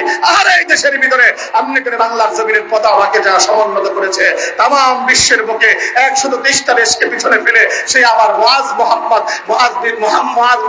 আহমদ ওই সন্তান, সে আমার বাংলার জমিনের সেলিব্রিটি। যে পারবে করে করে এমনি করে মারকাজুল ফাইজুল কোরআন সেই জায়গা থেকে এমনি করে তুরস্কের মাটির মধ্যে গিয়েছিল, সেই জায়গার মধ্যে সেখানে যে ঠিক ওই মুহূর্তের মধ্যে এমনি করে সেখানে 123টা দেশকে পিছনে ফেলে বাংলার জমিনের পতাকাকে সমুন্নত করেছিল। ঠিক কিনা তোমরা বলেন? আমার দেশের সেলিব্রিটি হলো কারি আবু রায়হান, আমার দেশের সেলিব্রিটি হলো কারি নাজমুল সাকিব, আমার দেশের সেলিব্রিটি হলো এমনি করে কারি এমনি করে তরিকুল ইসলাম, আমার দেশের সেলিব্রিটি হলো আরো অসংখ্য আমার দেশের যুবক যারা নাকি এই দেশের পতাকাকে 120-30টা দেশকে পিছনে ফেলে কোরআনের এই দেশকে এমনি করে সমুন্নত করেছে। চিৎকার মেরে জোরে কোন ঠিক কিনা? যদি সম্মাননা দিতে হয় এমনি করে বাংলার জমিনে। আমি বলি তাদেরকে সম্মাননা দেওয়ার কাজ। আমি এতটুকু বলি, যদি সম্মাননা এদেশের ভিতরে প্রাপ্ত কেউ হয়, আমি বলি প্রত্যেকটা মাদ্রাসার মুহতামিম তাদেরকে এমনি করে গিনেস বুকে নাম লেখা, তাদেরকে সম্মাননা দেওয়া দরকার। ঠিক কিনা? আজকে আপনি টাকা দেখেন এই মাদ্রাসার মুহতামিম সাহেব পেরেশান কত। আরে আপনারা তো আরামে ওয়াজ শুনতে আসছেন সারাটা বছর, তিনার অবস্থা এমন হয়, অসংখ্য এতিম গরিব অসহায় ছাত্রদের পাশে তিনাকে দাঁড়াতে হয়। এমন অবস্থা হয় মাদ্রাসার, আমিও 2টা মাদ্রাসার মুহতামিম, আমার এমন অবস্থা হয় বাচ্চারা যখন আসে ভর্তি হওয়ার জন্য, বাবা মার সেই এমনি করে মুমূর্ষ যে চেহারা দেখবার পরে আর তখন ওই অবস্থায় নিজেকে কন্ট্রোল রাখতে পারি না। মাদ্রাসা কি দিয়ে চালাবো সেটাও বলতে পারি না। ওই মুহূর্তে ওই বাচ্চাগুলো, এতিম গরিব বাচ্চাগুলোকে আমরা টেনে নেই, আগলে করে রাখি। আমি বলি প্রকৃতপক্ষে যদি এই বাংলার জমিনে পুরস্কার প্রাপ্ত হতে হয় একমাত্র কেবলমাত্র উলামায়ে কেরামে পাবে। জোরে বল ঠিক কিনা? আরো জোরে বলতে হবে ঠিক কিনা? আমার দোস্ত, আমার বন্ধু, আমার ভাই, আমি আপনাদের কাছে যে কথাটুকু বলতে চাই, আরে এই দুনিয়ার সেলিব্রিটির কাছে যাও, দুনিয়ার সেলিব্রিটি তুমি যখন নাকি স্বার্থের টানে আঘাত লাগে ওই মুহূর্তে তোমার চিনে না, তোমার পরিচয় দেয় না। আরে দোস্ত একবার তো খেয়াল করো, আমার মালিক বলেন বান্দা তুমি, আমি এমন এক রাত, আমি মালিকের কাছে তুমি আসো, আমার স্বার্থে আঘাত লাগলো, আমার সাথে নাফরমানি করলো, আমি আল্লাহ তোমারে ফিরা দেব না। আরে দোস্ত আমি আপনাদের কাছে বলি, এই তো আসছে আইপিএল, এমনি করে বিপিএল আসতেছে, ওই মুহূর্তের মধ্যে নওজোয়ান তুমি তোমার এভাবে পিঠটাকে রাঙা দিবা, এমনি পছন্দের খেলোয়াড়ের এমনি জার্সি পরে তোমার বাড়ির ছাদটাকে টানা দিবা, পছন্দের সেই পতাকা দিয়ে রাস্তাটাকে এভাবে করে করে তুমি রাঙিয়ে দিবা, পছন্দের সেই দলটাকে সমর্থন করে। আরে আমরা অতীতে যেমন দেখেছি, যখন নাকি বিশ্বকাপ হয়েছিল ফুটবলের, ওই মুহূর্তে আমরা লক্ষ্য করে দেখেছি আর্জেন্টিনা, ব্রাজিল আর অন্যান্য দেশের পতাকা দিয়ে বাড়ির ছাদ তোমরা রাঙিয়েছ। শুধু এতটুকু না, এভাবে করে করে গায়ের মধ্যে জার্সি ধরিয়েছ, প্লেয়ারের পছন্দ মতো সেই চুল কেটেছ। আমি বলি তোমার একবার বলো, আমি যে খেলোয়াড় যেভাবে হেরেছিল ওই মুহূর্তে তুমি কেঁদে কেঁদে রাত্রিবেলা বালিশকে বিধিয়েছ। যখন নাকি তোমার দল জিতেছে ওই মুহূর্তের মধ্যে তুমি আনন্দ মিছিল করেছ, মিষ্টি বিতরণ করেছ। আমি বিবেকের কাছে তোমার প্রশ্ন রাখি, বলো বন্ধু একবার আমাকে উত্তর দিয়ে বলো, যেই দল হেরেছে, যে প্লেয়ার হেরেছে, ওই মুহূর্তে ওই প্লেয়ার কি তোমার কোনোদিন সাহায্য করে সান্ত্বনা পুরস্কার দিয়েছে অথবা সান্ত্বনার বাণী শুনিয়েছে? অথবা যেই দল জিতেছিল একবার বলো বন্ধু তুমি আমারে, ওই এমনি করে যেই প্লেয়ার জিতেছিল তোমারে বলেছে বাংলাদেশের অনুরাগী আমি তোমার প্রতি খুশি, তুমি আমাকে এভাবে করে উৎসাহিত করেছ? আরে না না না না, বলে নাই তো বলে নাই। এই পৃথিবীর সেলিব্রিটির কাছে যাও, আর এমনি করে তার কাছে পাশে দাঁড়ালে সাথে আঘাত লাগলে বিদায় করে দিবে। আমার মালিক ডাক দিয়া বলেন বান্দা যত নাফরমানি করো কোনো সমস্যা নাই বান্দা, যে মুহূর্তে তুই আমার সাথে নাফরমানি করবি ওই মুহূর্তে আমি তোর দিকে তাকা দেখি, আর ডেকে ডেকে কি বলি জানাস? আমি রব্বে কারীম বলি, ইয়া আইয়ুহাল ইনসান মা গররাকা বিরাব্বিকাল কারীম। আরে বান্দা আমি রব্বে কারীম থেকে তোরে কোন জিনিস মুখ ফেরা দিল? আর এতটুকু না, আমি তোরে অবয়ের বাণী শোনা দেয়া বলি, কুল ইয়া ইবাদিয়াল্লাযীনা আসরাফু আলা আনফুসিহিম লা তাকনাতু মির রাহমাতিল্লাহ। আরে বান্দা তুই সমস্যা নাই, তুই গুনাহ করেছিস, তুই অপরাধ, তুই এমনি করে নফসের উপরে জুলুম করেছিস, কোনো সমস্যা নাই বান্দা। আমি মালিকের একটা নাম হলো গফফার, আমি মালিকের একটা নাম হলো সত্তার। জেনে রাখ বান্দা, আমি যদি সত্তারই না হতাম, দোস্ত টাকা দেখেন এই দুনিয়ার জমিনে কত মানুষ এমন আছে, আজ আমরা এত পরিমাণ গুনাহ করি, আজ আমার গুনাহ যদি আমার বাবা দেখতো সন্তান হিসাবে কখনো আমাকে স্বীকার করতো না, আজ আমার গুনাহ যদি আমার মা দেখতো সন্তান হিসাবে আমাকে কখনো স্বীকার করতো না, আজ আমার গুনাহ এত পরিমাণ বেশি, আজ যদি আমার গুনাহ আমার বিবি দেখতো স্বামী হিসাবে স্বীকার করতো না, আজ যদি আমার গুনাহ এমনি করে আমার সন্তান দেখতো বাবা বলে আমাকে স্বীকৃতি দিত না। এটা দোস্ত এই জন্যই বলি আমার মালিকের এক নাম হলো সত্তার, কারণ হলো আমার মালিক বান্দা যত গুনাহ করে না কেন সব গুনাহগুলো আস্তে আস্তে করে রেখে রাখেন। আমার মালিক বলেন বান্দা কেবল আমার নাম সত্তারই না রে বান্দা, আমার একটা নাম আছে, সেই নাম হলো গফফার। গফফার আয় বান্দা তুই যখন নাকি গভীর রজনীতে আমি প্রথম আসমানে এসে ডাকতে থাকি, আরে আমি মুস্তাগফিরিন ফাগফির আল্লাহ, আরে আঠনি আমার কোন বান্দা গুনাহ নিয়ে আমার কাছে মাফ চাইবা, আমি মালিক তার গুনাহকে মাফ করব। এটা দোস্ত আমার মালিক কেমন করে মাফ করে জানো? আরে তুমি আমি যখন হাতটা আমার মালিকের কাছে বাড়াই আর যখন বলতে থাকি রব্বানা আয় মেরে মালিক তখন আমার আল্লাহ ফেরেশতাদেরকে ডেকে ডেকে বলেন, ফেরেশতারা বান্দা এবার আমাকে ডাকছে কেন? আমাকে বুঝি খুঁজে পাইছে? কতগুলা বান্দা আমাকে বুঝি এতদিন খুঁজে পাইছে? আমার বান্দা বলছেটা কি বল না? যখন আমরা বলি যালামনা আনফুসানা, আয় মেরে রব, নিজের নফসের উপরে জুলুম করেছে, আমার মালিক বড় খুশি হয় আবার বলেন, বান্দা ও ফেরেশতারা, আমার বান্দা তো বলছে সে নিজের নফসের উপরে জুলুম করেছে, নিজের নফসের উপরে অত্যাচার করেছে। ও ফেরেশতারা, তাহলে তোরা বল না, আমার বান্দা তো বাড়ি চাই নাই, গাড়ি চাই নাই, মিল ফ্যাক্টরি চাই নাই, দালান কোঠা চাই নাই, আমার বান্দা স্বীকার করে নিয়েছে বান্দা গুনাহ করেছে। আমি আল্লাহ তার ব্যাপারে ঘোষণা দিলাম, যা যেহেতু মাফ চাইলো, তার জিন্দেগির গুনাহ মুহূর্তের মধ্যে মাফ করে দিলাম। আর দোস্ত একবার চিনলেন না যে মালিককে চেনা দরকার, যে মালিককে বোঝা দরকার, সেই মালিককে বুঝলেন না। যে মালিক আমার এত কাছে, সেই মালিকের সাথে একটু শর্মিন্দা করলেন না, অকাতরে গুনাহ করেন একবারও ভাবলেন না। হায় আমার নওজোয়ান তরুণ যুবক, রাত্রিবেলা যখন এমনি করে মোবাইলটা হাতের মধ্যে নিয়ে কম্বলটা টান দিয়ে তুমি যখন নাকি উলঙ্গ ছবিগুলো দেখতে থাকো, আয় তুমি যখন নাকি ওই মুহূর্তের মধ্যে এমনি করে নায়িকার ছবি দেখো, প্রেমিকার সাথে কথা বলো, আরে ওই মুহূর্তে আমার মালিক তো তিনি পারতেন আরে তোমার দরজার ভিতরে অক্সিজেন না ঢুকায়া বন্ধ করে দেয়া, ছবি থেকে বিদায় করা দিতে। আমার মালিক বলে, বান্দা না, এটা আমি করবো না, বড় মহব্বত করে তোরে বানাইছি বান্দা, কত মহব্বত করে তোরে বানাইছি জানো? আরে দোস্ত তুমি জানো না, আমার আল্লাহ ফেরেশতাদেরকে ডেকে ডেকে বলেন, ফেরেশতারা তোদের সাথে পরামর্শ শেষ, এবার আমার বান্দার হাত তো বানা, আমার বান্দার পা তো বানা, আমার বান্দার মুখ তো বানা, আমার বান্দার পিঠ তো বানা। সাবধান বান্দার, আমার এভাবে করে চেহারা খানা তোরা বানাবি না, কারণ এই চেহারা খানা আমি মালিক আমার কুদরতি হাত বিছা বিছা আমি আমার বান্দার চেহারা খানা সুন্দর করে বানাবো।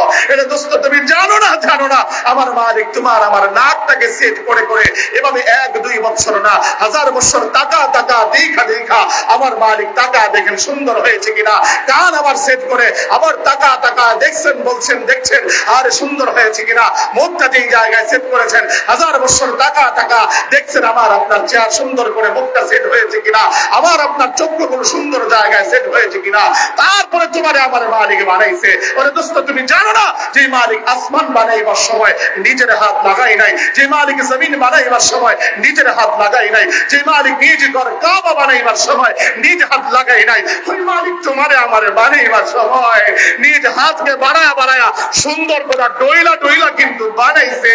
বানায় আমার মালিক ঘোষণা দেন, ওয়াত্তিনি ওয়াজ্জাইতুন ওয়াতুরি সিনিনা ওয়া হাদাল বালাদিল আমিন লাকাদ খালাকনাল ইনসানা ফি আহসানি তাকওয়িম। বান্দা জেনে রাখ, শুনে রাখ, 4 জিনিসের কসম খায় আমি আল্লাহ তোরে জানান দিলাম, সবচেয়ে সুন্দর অবয়ব দিয়া তোরে বানাইছি। এরে আমার নওজোয়ান যুবক, আজ এই সুন্দর চেহারা পায়া, আজ এই সুন্দর জবান পায়া, কেমন করে এই জবান দিয়ে তুই নেতার নামে স্লোগান দে? আজ এই জবানটা পায়া তুই কেমন করে আজ তোর নেত্রীর নামে স্লোগান দে? আজ তুই এই জবান পায়া কেমন করে এই জবান দ্বারা মিথ্যা বলিস? এই জবানটা পায়া কেমন করে আজ বর্তমানে তুই গান এমনি করে উচ্চারণ করুন? আজ এই জবানটা পায়া তুই কেমন করে এভাবে করে নগ্ন নগ্ন জিনিস এভাবে জবান দিয়ে উচ্চারণ করুন? এটা দোস্ত আমি তোর কাছে বলতে চাই, আমার মালিকের দেয়া এই চক্ষুটা বাবার পরে তুই এই চক্ষু দিয়ে কেমন করে বেগানা নারীর দিকে তাকাস? আমার এই মালিকের দেয়া এই চক্ষুটা বাবার পরে তুই কেমন করে আজ এমনি করে তিলাত সিনেমার পর্দার দিকে তাকাস? তুই এই চক্ষুটা বাবার পরে কিভাবে নগ্ন নারীর দিকে তাকাস? এতটুকুই না দোস্ত, মালিকের দেয়া এই কান, যে কান তোর মালিক আমারে আমারে সুন্দর করে বানাইছে, ওই মালিকের দেয়া কানটা দিয়ে কেমন করে গান শোনাস, কেমন করে গান শোনাস? আমার আল্লাহ পাক এজন্যই তো বলেন, ওয়ালাকাদ যারানা লিজাহান্নামা কাসীরাম মিনাল জিন্নি ওয়াল ইনস। আমি অনেক মানুষ এবং জিন জাতিকে বানিয়েছি জাহান্নামের লাকড়ি বানানোর জন্য। লাহুম কুলুবুন লা ইয়াফকাহুনা বিহা, আমি মালিক তাদেরকে অন্তর দিয়েছি, অন্তর দ্বারা ভালো কিছু চিন্তা করে না। ওয়া লাহুম আয়ুনুন লা ইউবসিরুনা বিহা, আমি আল্লাহ তাদেরকে চক্ষু দিয়েছি, চোখ দ্বারা ভালো কিছু দেখে না। ওয়া লাহুম আযানুন লা ইয়াসমাউনা বিহা, আমি আল্লাহ তাদেরকে কান দিয়েছি, কান দ্বারা কোনো জিনিস শুনে না, ভালো জিনিস শুনে না। আরে উলাইকা কাল আনআম, আয় তারা চতুষ্পদ জন্তুর মতো। আমার মালিক এতটুকু বলে ক্ষান্ত রাখেন না, উলাইকা হুমুল গাফিলুন, বলে চতুষ্পদ জন্তু তো ভালো, তার চাইতে এই নিকৃষ্ট। আমি বলি এজন্য দোস্ত, আজ যারা আজ বর্তমানে গান শোনো, যারা আজ বর্তমানে টিভির দিকে তাকাত, সিনেমার দিকে তাকাত, আমি বলি বন্ধু আল্লাহর কোরআনের ভাষায় তো তারা মানুষ না, মানুষ না, মানুষ না। এজন্য বলি বন্ধু, অনুরোধ জানা যায় আমার বুঝ করে নাও জোয়ার আমার মা, আমি তোমাদেরকে বলি এখনো পর্যন্ত অভ্যস্ত ছাড়তে পারলেন না, টিভির পাশে বৈশা এখনো পর্যন্ত নগ্ন নারীর রেসলিং দেখেন, পুরোনো দিনের সিনেমা দেখেন। ও বাপ, আমি আপনাদেরকে বলি সাবধান হয়ে যান। চায়ের বাহানা করে ঘর থেকে বের হয়ে আজ লম্বা সময় চায়ের স্থলে বসে বসে এভাবে এই অভ্যাসকে পরিহার করেন আমার বন্ধু, আমার ভাই। এজন্য বলি মালিককে ডাকার চেষ্টা করেন যতটুকু সময় পান, আমার মালিকের তাসবিহগুলো চাপেন। আমার মালিক বলেন, বান্দা প্রতি মুহূর্তে তুই ডাকবি গুনাহ মাফ হবে, বান্দা প্রতি মুহূর্তে ডাকবি জান্নাতে তোর এমনি করে গাছ নির্মাণ হবে। এর দোস্ত আমি আপনাদেরকে বলি, আমার মালিক বলেন, বান্দা আমি তো তোর কাছেই তো থাকি, ডাকবি তো কাছেই পাবি। নেতাকে ডাকলে পাবি না এভাবে করে দুনিয়ার জমিনে, এভাবে সেলিব্রিটিকে ডাকলে পাবি না এভাবে করে করে এমনি করে দুনিয়ার জমিনে। আর যাদেরকে নায়ক নায়িকাকে পাবি না, আমি আল্লাহ তোর কাছেই তো আছি। কত কাছে সাহাবীরা প্রশ্ন করেন, ইয়া রাসূলুল্লাহ বলেন না গো আমাদের রব কোথায়? আমাদের রবকে আমরা কি আস্তে ডাকবো না জোরে ডাকবো? ওই মুহূর্তের মধ্যে আমার আল্লাহ নিজেই তিনি উত্তর দেন, ওয়া ইযা সালাকা ইবাদি আন্নী ফাইন্নী করিব। হাবিব আপনি জানা দেন, বান্দারা আপনাকে জিজ্ঞাসা করে, সাহাবীরা আপনাকে জিজ্ঞাসা করে, তাদেরকে আপনি উত্তরে বলে দেন আমি রব তাদের কাছে। জোরে কইতে সুবহানাল্লাহ। আয় বন্ধু আমার ভাই, আমি আপনাদের কাছে কেমন করে এই কথাগুলো বলবো? আরে আমার আল্লাহ তিনি খুব কাছে। আমার আল্লাহ বলেন, কত কাছে তোর বান্দা। আরে ওয়া নাহনু আকরাবু মিন হাবলিল ওয়ারিদ, আমি বান্দা তোর শাহরগ থেকেও আমি তোর অধিক কাছে। এজন্য দোস্ত আমি আপনাদের কাছে বলি, আমার আল্লাহর নাম আমরা অধিকতর নিব। রাজি আছি কারা? ইনশাআল্লাহ হাতটা উঠায় দেখাই, আল্লাহু আকবার বলি না? আরো জোরে বলি না আল্লাহু আকবার? আল্লাহ আমাদের সকলকে কবুল করা, জোরে বলেন আমিন। আমার দোস্ত আমি যেই কথা বলছিলাম, আমার আল্লাহ পাক বলেন, বান্দা ও নবী আপনাকে আমি এভাবে বলে উত্তর দিয়ে দিলাম, ওই বেঈমানরা আপনাকে আবতার বলে লেজ কাটা বলে, তারাই আবতার লড়াই লেজ কাটা। তবে হাবিব আপনার 4টা সন্তান যে উঠা দিলাম, ব্যথায় বড় আপনি কাতর, তাই না? তাহলে আমি আপনাকে জানা দেই, শুনেন হাবিব, আমি আপনাকে আপনার 4 সন্তান উঠিয়ে নিল, আমি আল্লাহ বিনিময়ে আমি আপনাকে সমস্ত খায়রে কাসির, সমস্ত কল্যাণ আমি আপনাকে আল্লাহ দান করলাম। সূরা সুবহানাল্লাহ।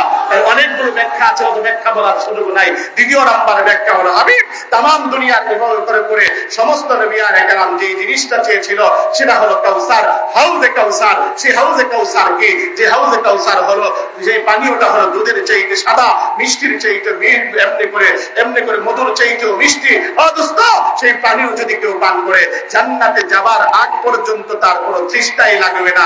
চিৎকার মেরে জোরে কোন সুবহানাল্লাহ। তাহলে এই পানীয় খেতে চান কারা কারা? হাত উঠান তো দেখি ইনশাআল্লাহ। হাউজে কাউসার চান কারা কারা? নারা দেন আল্লাহু আকবার বলেন। আরো জোরে বলেন আল্লাহু আকবার। আল্লাহ সকলকে কবুল করুন, জোরে বলেন আমিন। নওজোয়ান, তুমি এবার মুখের মধ্যে শরাব ঢুকায়া সে জান্নাতের সেই শরাব হাউজে কাউসার থেকে বঞ্চিত হবা। খোদার কসম, যারা মদ খাও, গাঞ্জা খাও, ফেন্সিডিল খাও, ইয়াবা খাও, এমন ব্যক্তিদের কিন্তু নসিবে জুটবে না। জোরে কোন ঠিক কিনা? এজন্য আজ থেকে তাওবা করো। এই বিষয়ে লম্বা কথা বলার আমার দরকার ছিল, সময় খুব শর্ট। তবে তোমাদেরকে বলি, অন্তত এগুলো ব্যাপারে পরিহার করো, নিজেকে বাঁচা চলো। এই দুনিয়ার জমিনে অবৈধ সম্পর্ক থেকে নিজেকে বাঁচা চলো। আল্লাহর হুর বাবা, ও দোস্ত, দুনিয়ার জমিনে নিজেকে যত সংবরণ চলে করে চলবা, আমার আল্লাহ তোমার তত প্রতিদান জান্নাতে দান করবেন। চিৎকার মেরে চলে কন্যা সুবহানাল্লাহ। হাউজে কাউসার দান করলাম। তৃতীয় নম্বর ব্যাখ্যা, হাবিব আমি আপনার 4 সন্তান উঠা নিলাম, বিনিময়ে আমি আল্লাহ আপনাকে অধিকতর উম্মত দান করলাম। আরো আস্তে বলুন, মানে আস্তে বললে জোরে বলেন, এবার জোরে বলেন, আরো জোরে বলেন সুবহানাল্লাহ। অধিকতর কি দান করলাম? উম্মত দান করলাম। হাবিব অধিকতর উম্মত দান করলাম, অর্থাৎ এমন উম্মত না যে উম্মত নাকি আপনার বিরুদ্ধে কোনো বেঈমান কথা বলবে, কোন নাস্তিক কথা বলবে, কোন ইহুদি কথা বলবে, এমনি করে কোন ব্লগার আপনার বিরুদ্ধে কথা বলবে। আপনার উম্মত এভাবে করে করে বসে থাকবে তারা। হাবিব এমন উম্মত, জানবাজ উম্মত দিয়ে দিলাম। ও হাবিব 4 সন্তান থাকলে পৃথিবীর বুকে না হয় 100 বছর, 200 বছর বাস্তব, কিন্তু জেনে রাখেন এমন উম্মত আমি আল্লাহ আপনাকে দান করলাম যে উম্মত গুলোর সামনে কোন বেঈমান যদি আপনার বিরুদ্ধে কথা বলে, কোন নাস্তিক যদি আপনার বিরুদ্ধে কথা বলে, ওই এমনি করে আপনার উম্মত সে এমনি করে মুখ বুজে থাকবে না। সন্তানের চিন্তা করবে না, পিতার চিন্তা করবে না, মাতার চিন্তা করবে না, বিবির চিন্তা করবে না, বরঞ্চ সে মাথার পাগড়িকে কোমরে বেঁধে বেঈমানকে শায়েস্তা ছাড়া দেয়। ঠিক কিনা বলে বলে মুসলমান?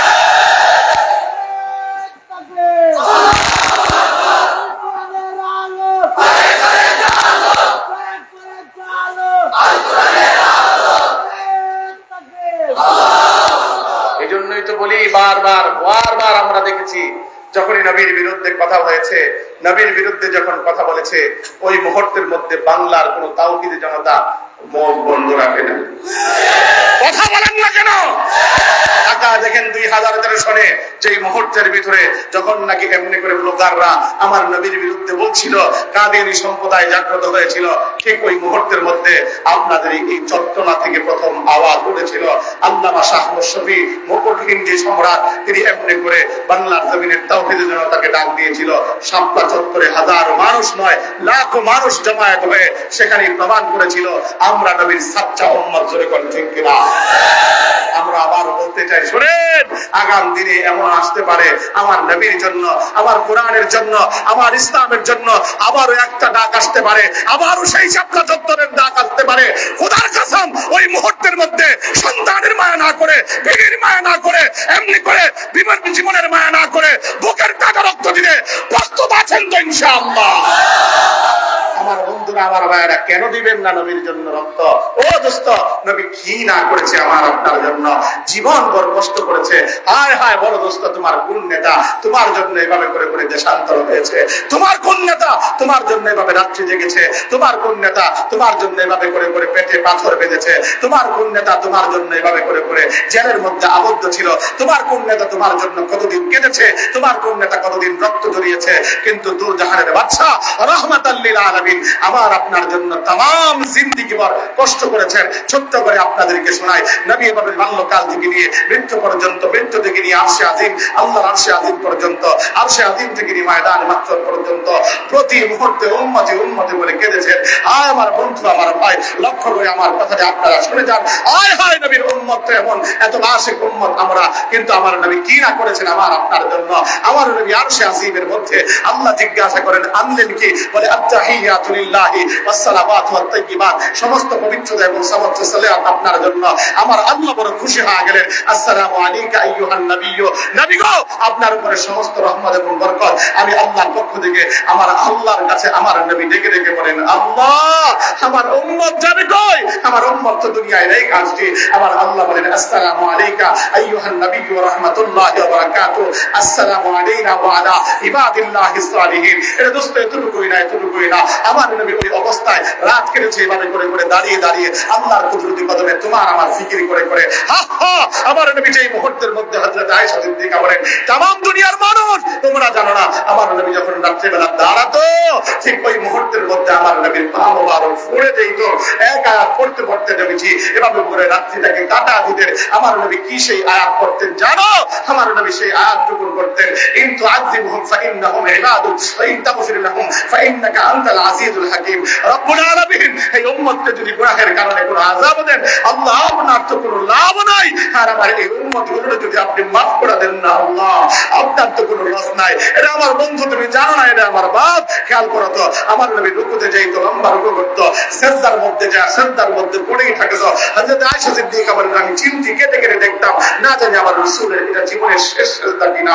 কিন্তু না না না না, জীবনের শেষ সিজদা না। আমার নবী সিজদায় পড়ে পড়ে কাঁদতেন। সকালবেলায় মশক দিলে কে যেন প্রাচীনার মধ্যে পানি ঢেলে দিয়েছে এমন মনে হতো, কিন্তু কেউ পানি ডালে নাই। আমার নবী সিজদায় পড়ে পড়ে এইভাবে করে কাঁদতেন আর কাঁদতেন, কান পেতে পেতে শুনতাম বিড়ি বিড়ি করে কি যেন বলতো।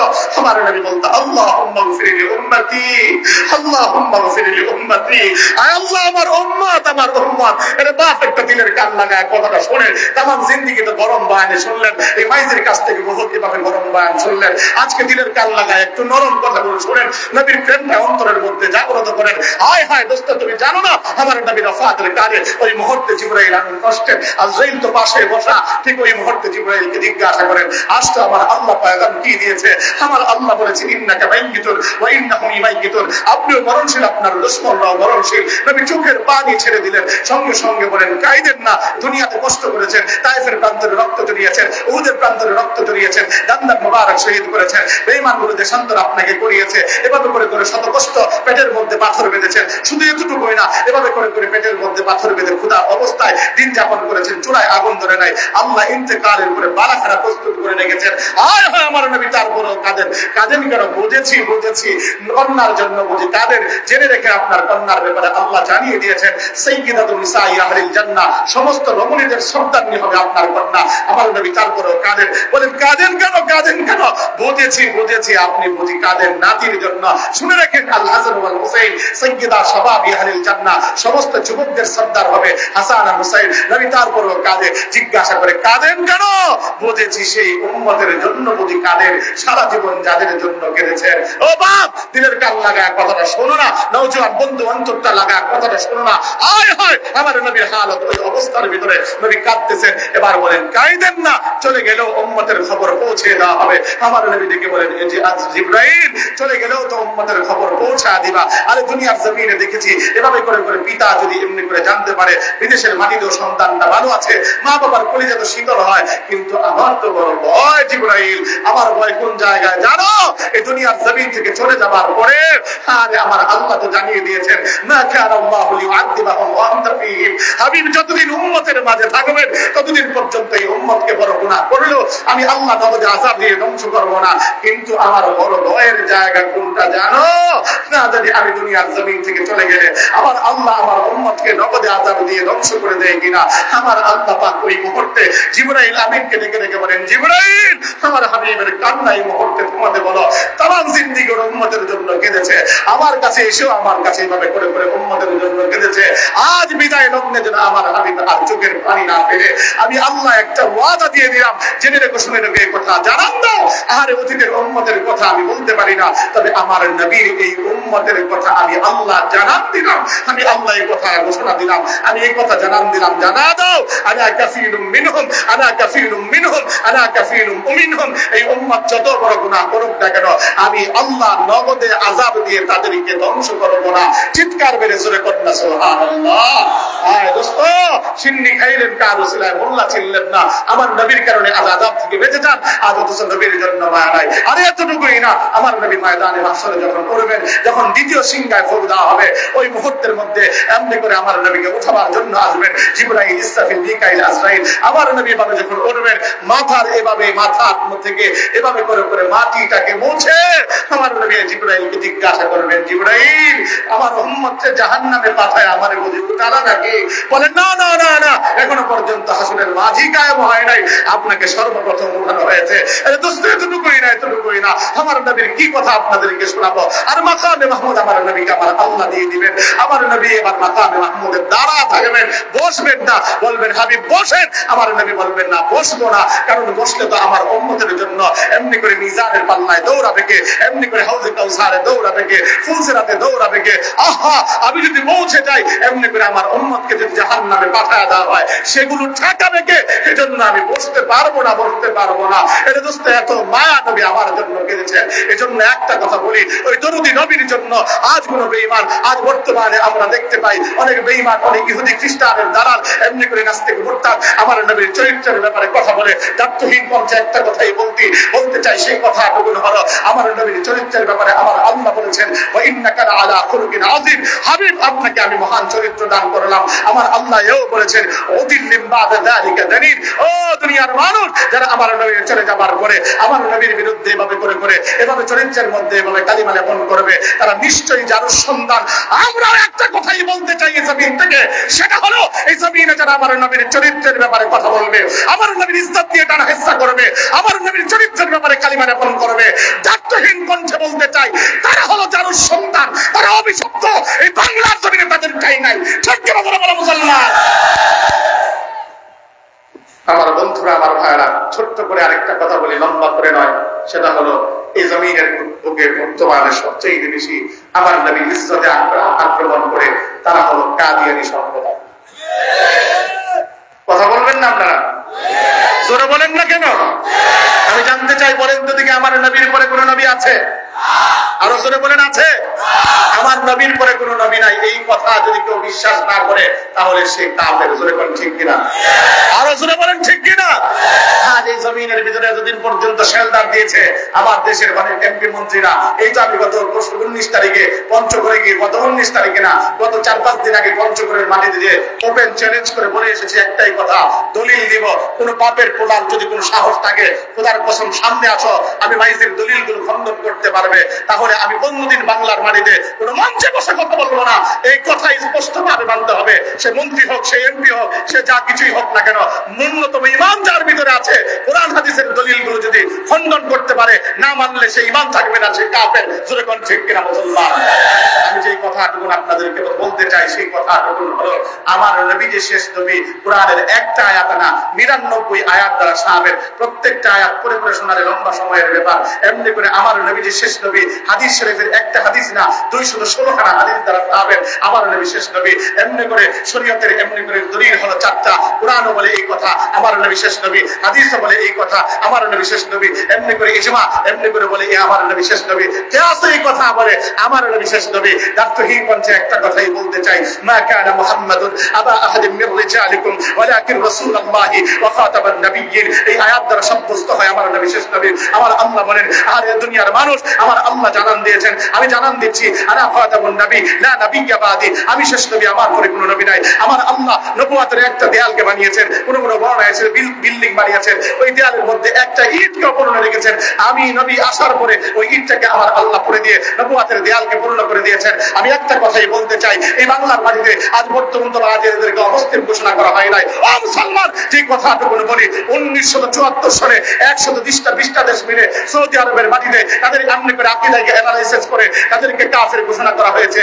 এমনি করে তাদের কাফের ঘোষণা করার জন্য আমরা ময়দানে গিয়েছিলাম 2013 সালে। আল্লামা শাহ মশফির ডাকে, আল্লামা জুনায়েদ বাবলুগি রাহমাতুল্লাহি আলাইহি তাদের ডাকে এখনো পর্যন্ত বাংলার জমিনে আজ পর্যন্ত কাদিরদেরকে অমুসলিম ঘোষণা করা হয় নাই। আমরা লক্ষ্য করে দেখছি অন্তর্বর্তীকালীন সরকার ইউনূস আহমেদ যখন বাংলার জমিনে এসেছিল, এমনি করে সে সিম্পিতি দেখিয়ে আহমদিয়া মুসলিম জামাতের প্রতি সিম্পিতি দেখিয়েছিল।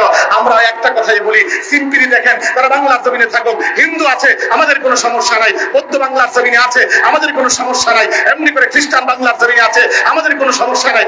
এইভাবে করে করে বাংলার জমিনে অন্যান্য ধর্মাবলম্বীরা আছে, আমরা তাদেরকে ডিস্টার্ব করি না। আমরাও বলি এমনি করে কাদিয়ানী বাংলার জমিনে থাকবে, কিন্তু মুসলমান পরিচয় না, কাফের। ঠিক কিনা বলেন মুসলমান? আমি একটা কথাই বলতে চাই, সেই কথাটুকু হলো, আল্লাহর নবী বলেছেন, আমি চলে যাওয়ার পরে এভাবে করে করে নবী হিসাবে মিথ্যা নবীর দাবিদার এই যুগের মধ্যে বারবার করে আসবে, 30 জন কাযযাব আসবে। ও মুসলমান, আমার নবীর ওফাতের পরে এভাবে করে করে মুসাইলামাতুল কাযযাব এসেছিল। হযরত আবু বকরের মতো নরম মানুষ তো করে বসে থাকে নাই, তিনি ময়দানে সাহাবা আজমাইনদেরকে নিয়ে ঝাঁপিয়ে পড়েছিলেন। আমি একটা কথাই বলতে চাই দোস্ত, সেই কথাটুকু হলো, বাংলার জমিনে কাদিরদেরকে এখনো মুসলিম ঘোষণা করা হয় নাই। আগাম দিনে যদি এমনি করে আমাদের মুহিবুল্লাহ বাবুনগরী দামাত বরকাতুহুম বাংলার জমিনে মধুপুর বিশ্ববিদ্যালয় যদি আবারও তাদের যোগ্য উত্তরসূরিরা আল্লামা মামুনুল হক, আল্লামা জুনায়েদ আল হাবিব, আল্লামা ইমাম খালিদ সাইফুল্লাহ ইউবি, আল্লামা হাসান জামিল্লাহ এবারে করে যদি ময়দানে ডাক দেয়, বুকের কাটা রক্ত দিয়ে ময়দানে যেতে প্রস্তুত আছো কারা কারা? হাতটা উঠায় আমার আল্লাহকে দেখাও ইনশাআল্লাহ।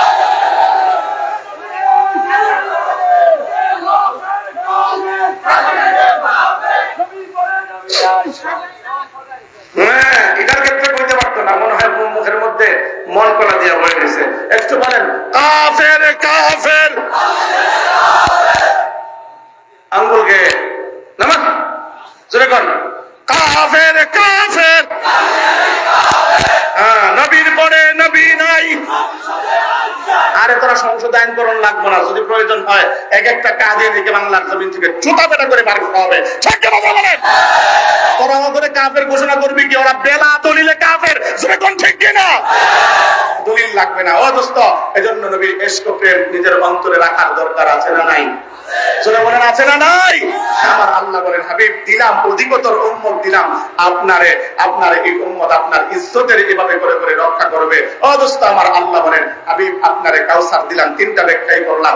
পরিশেষে আমার আল্লাহ বলেন, ফাসাল্লি, ফাসাল্লি, হ্যাঁ নবী আপনি নামাজ পড়ুন, ওয়াদহার, কুরবানি করুন। অদস্ত নামাজ পড়ার জন্য আমার আল্লাহ বলেছেন। এই নামাজের কথা বারবার আমার আল্লাহ কুরআনে কারীমের মধ্যে বলেছেন, রাসূল এই কথা বলেছেন। আমার নবীজি বলেন, উম্মত নামাজ কত গুরুত্বপূর্ণ তোমরা জানো না? নামাজটা এত পরিমাণ গুরুত্বপূর্ণ উম্মত। আমার নবীজি বলেছেন, আউয়ালু মা ইউহাসাবু বিহিল আবদু ইয়াউমাল কিয়ামাতিস সালাহ। বান্দার পক্ষ থেকে সর্বপ্রথম নামাজের হিসাব নেওয়া হবে। দোস্ত এতটুকুই না, আমার নবীজি এভাবে করে বলেন, ও উম্মতেরা তোমরা জানো না, এই নামাজের সাথে মনটা লাগাও। আমি রাসূলের মহব্বত যদি তোমার অন্তরে থাকে, এজন্য অনুরোধ করি, নামাজের এই শিক্ষা আমাদের দরকার আছে না নাই? দোস্ত আজ নওজোয়ান আজ নামাজ ছাড়ো, ও আমার বাপ আজ নামাজটুকু তুমি ছাড়ো। আমি তোমারে বলি বন্ধু, নামাজ ছেড়ো না। কারণ রাসূলুল্লাহর জীবনের শেষ লগ্নে যেমন ইন্তেকালের দিন, সোমবার দিন সকালবেলা ঠিক ওই মুহূর্তের মধ্যে, তখন ফজরের ওই মুহূর্তে নবীজি ওই মুহূর্তের মধ্যে হযরত আয়েশাকে ডেকে বলেন, আয়েশা শরীরটা তো বড় অসুস্থ, একটু একটু মসজিদের দিকে পর্দাটাকে একটু সরা দাও।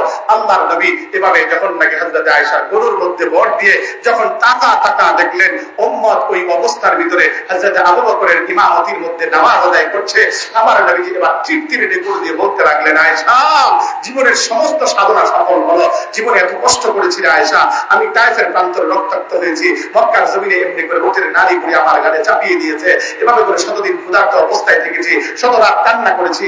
আমার উম্মতের মাঝে আজ শেষ লগ্নে এসে যখন নাকি আমি দেখতে পেলাম আমার উম্মত নামাজ আদায় করছে, আমার আর কোনো টেনশন নাই, আমার কোনো চিন্তা নাই। আল্লাহুম্মা ফিল রাফিকিল আলা, আল্লাহ আমি আপনার কাছে যাব, আপনি উত্তম বন্ধুর কাছে যাব। কারণ দুনিয়ার আমার উম্মতের কাছে আর কোনো আমার চাওয়া পাওয়া নাই। আমার উম্মত নামাজ পড়ছে। ও দোস্ত যারা নবীর আশিক, আমি তোমাদেরকে বলতে চাই, নামাজ ছাড়বা না এমন ওয়াদা দিতে পারেন কারা কারা? ইনশাআল্লাহ। আর নামাজ ছাড়বো না ইনশাআল্লাহ বলেন না? জোরে বলেন না ইনশাআল্লাহ? আল্লাহ কবুল করুন। এবার আপনাদের কাছে মূল পয়েন্ট আপনার আশা, সেটা হলো আচ্ছা বলেন, এই দেশকে যারা রক্ষা করে তারা হলো আমাদের বর্ডার গার্ড, অর্থাৎ বিজিবি, এই দেশের স্বতন্ত্র প্রহরী, এই দেশের চতুর্দিকে দেশটাকে রক্ষা করে। ও দোস্ত তাদেরকে এভাবে করে করে তাদের জন্য একটা প্রশিক্ষণশালা বানানো হয়। এমনি এমনি তারা দেশ রক্ষা করতে পারে না, দেশ রক্ষার জন্য তাদেরকে প্রশিক্ষণশালা নির্মাণ করতে হয়। আমার বন্ধু আমার ভাই, তারা হলো এই দেশ রক্ষাকারী। আর এই দেশের আলেম ওলামা হলো এই দেশের সমস্ত মানুষের ঈমানের পাহারাদারি করে, এরা হলো ঈমানের পাহারাদার। ধরে বলেন ঠিক কিনা? আলোচনা বলেন ঠিক কিনা? এজন্য এই নামাজের প্রশিক্ষণ কোথায় থেকে দেওয়া হয়? আমি বলি আপনার মসজিদের ইমাম, বলেন কোন জায়গার ছাত্র? বলবেন এই ভোজপুর কাজিরহাট মাদ্রাসার ছাত্র। এবার চুপ হইলেন কেন? জোরে বলেন, আরো জোরে বলেন। আপনার মসজিদের ইমাম কোন জায়গার, মুয়াজ্জিন কোন জায়গার ছাত্র? বলবেন ভোজপুর কাজিরহাট মাদ্রাসার ছাত্র। আমি বলি এই দেশে